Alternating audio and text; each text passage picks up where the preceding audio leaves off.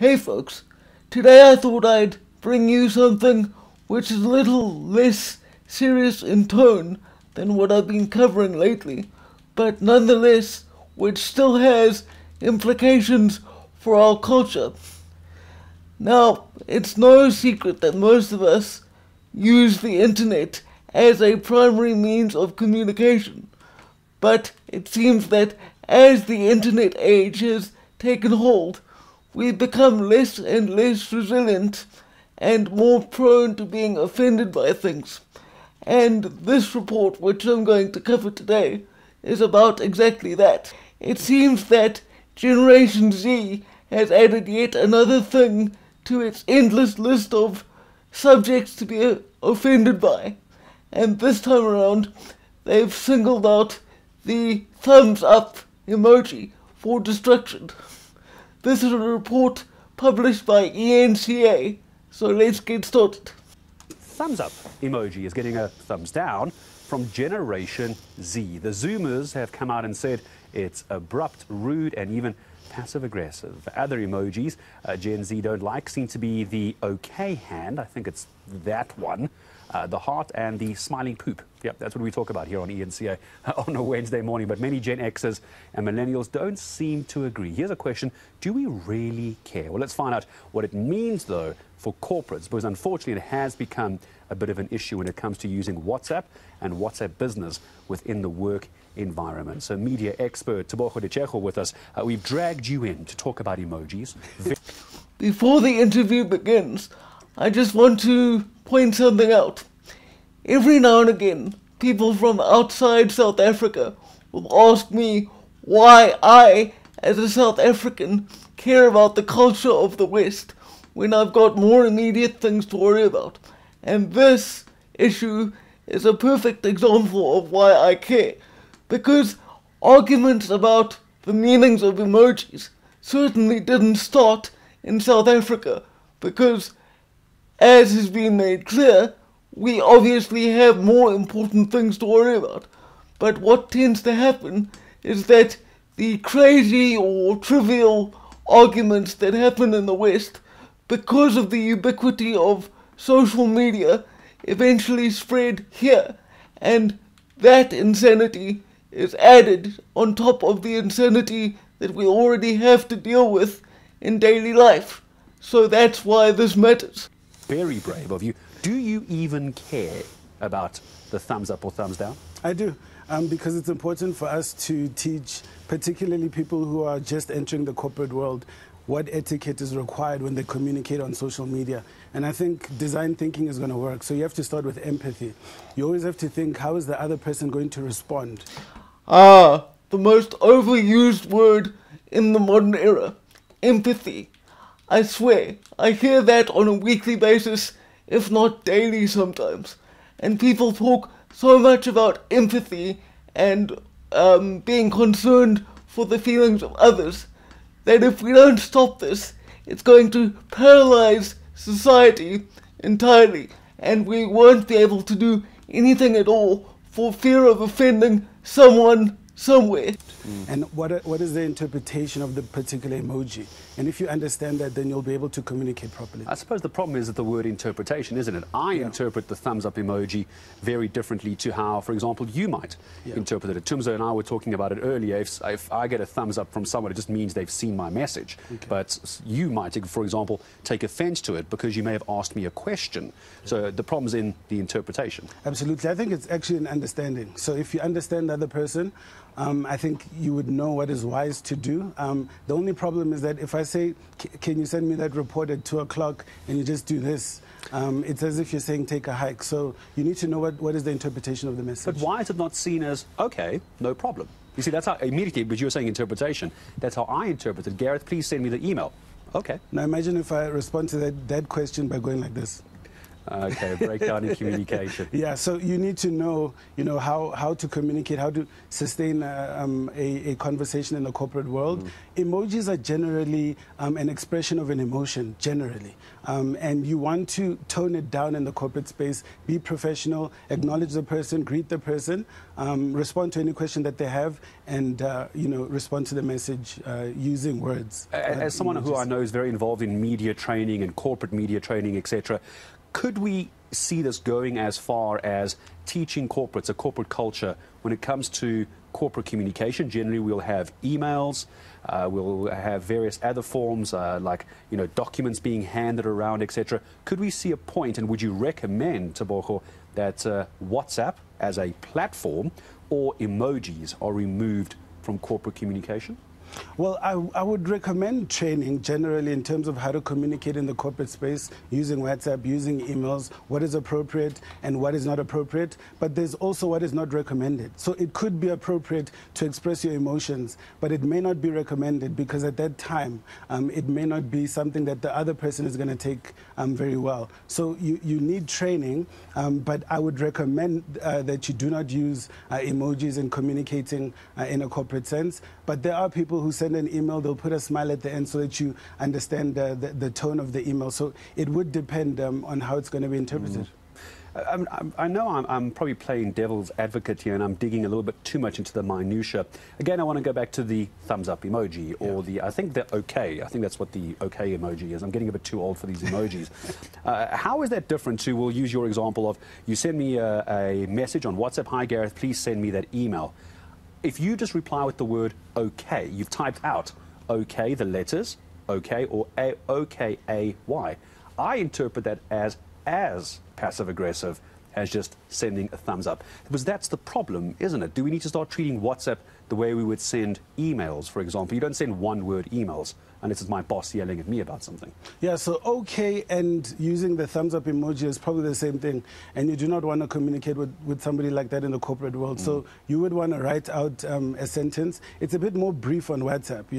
Email you can go into a little bit of detail, but brief messages that you write out the sentence is recommended, but there is cultural dynamics and nuances. There's an emoji that does this. It's the prayer hand signal. We were having a debate about that. Is it praying hands? I think, what is it, this one? Is it praying hands or is it a high five?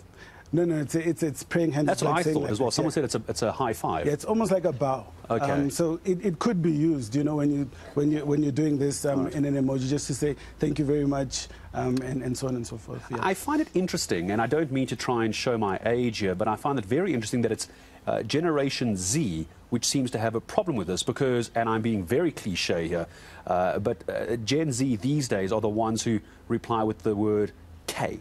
or lol, or FML, or whatever. They don't like long-form messaging, and I find it interesting that Gen Z is the one coming out saying, no, we actually don't like this. Because they know what it means. They know what it means. They know what it means when you send a message to somebody and you just reply with an emoji saying okay, and then or thumbs up. They know exactly what it means, so they would be offended because culturally it means something to Gen Z.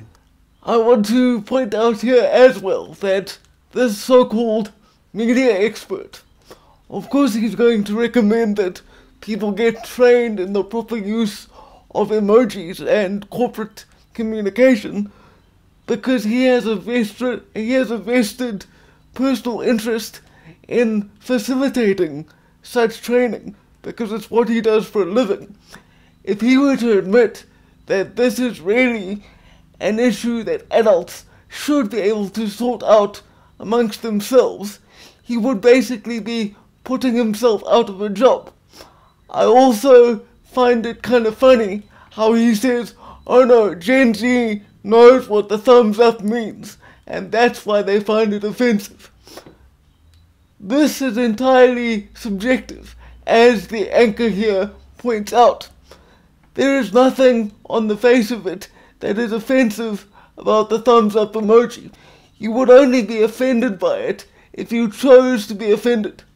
let's continue. What I'm going to do is I'm going to change things up slightly. I know we've got our poll question, our viewer question. We actually had to ask this this morning. I know our teams are ready with the teams. Let me know when we can bring up some of the comments. I want to read them while we've got Tebogo here as well. I think we've got them. Gen Z wanting to cancel the thumbs up emoji. Let's bring up some of the comments. We asked you on enca.com to go vote, also to tell us on Twitter and Facebook what you thought. Let me just see what we've got here. This is from at Anna.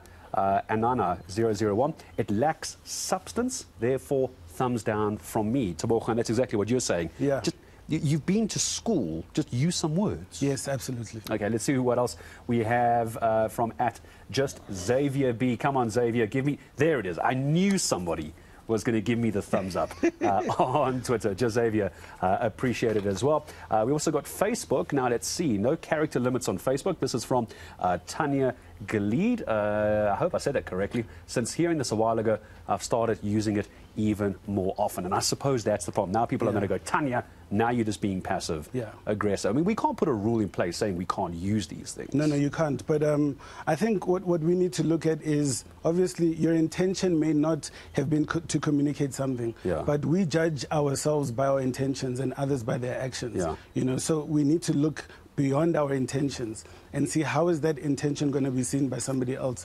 So I think a little bit of training and understanding, you know, in terms of what does it mean when you send such an emoji, it might, you know, demonstrate a lack of gratitude. And I think at the crux of professionalism is gratitude. Just demonstrate, you know, gratitude.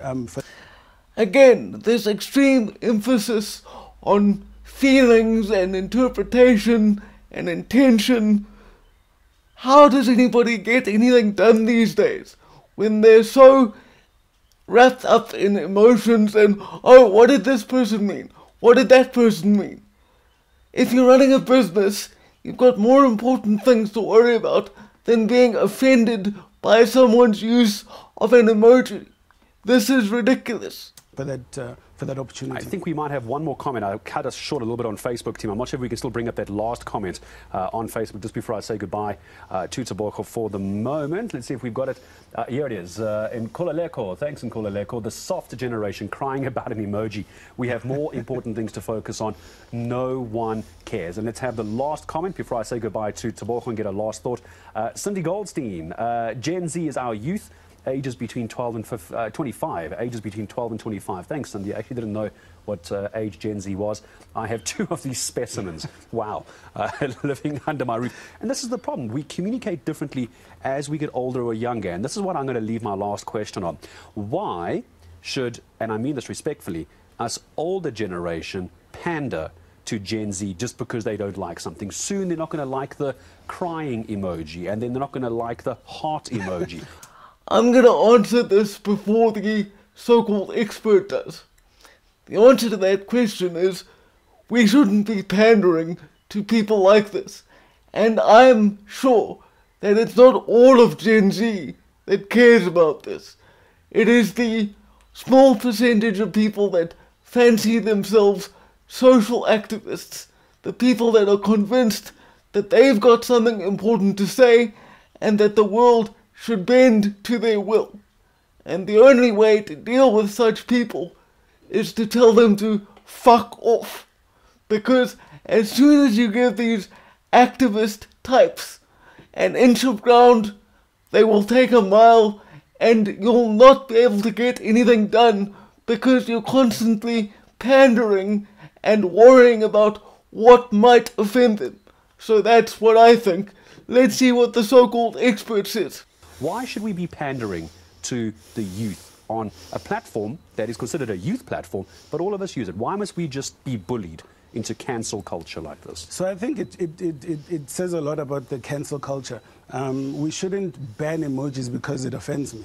You know, I think we should rather use them responsibly and understanding the other party. So I think our role was just to understand the cultural nuances that Gen Z comes with and communicate in terms of, you know, how they would deem it appropriate. So I don't think we should ban the emoji, but I think we should use it in a way that we understand, you know, what it means. Okay, you know how I'm going to end this interview, right? You know how I'm going to end it.